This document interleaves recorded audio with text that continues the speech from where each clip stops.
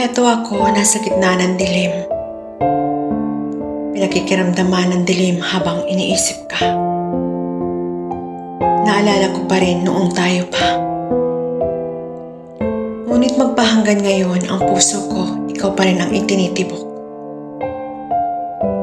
Mahal pa rin kita, ang sabi ng puso ko. Mahal kita. Ngunit ako pa ba ay mahal mo pa? Minamahal kita.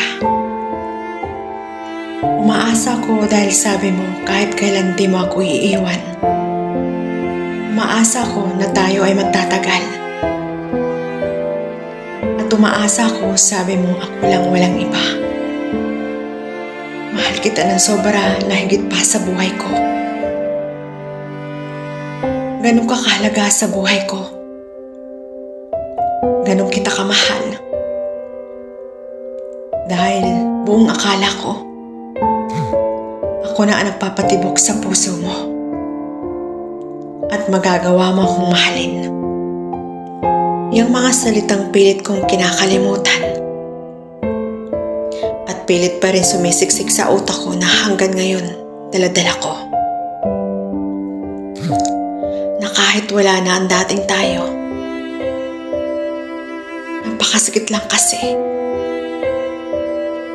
Dahil umaasa ako, tayong dalawa na hanggang dulo at para sa isa't isa.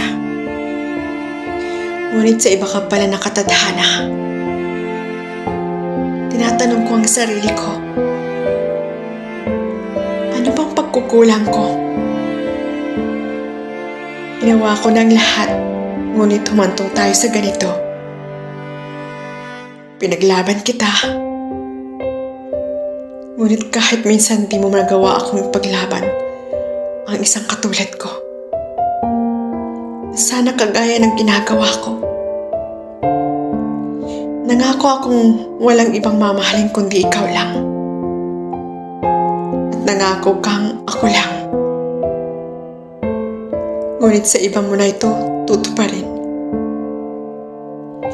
At siya na yun hawak-hawak mo at hindi na ako. Ngayon, ako ay iniwan mo. Bigla ka na lang lumaho. Di mo malang nagawang magpaalam. Magiging okay naman ako eh.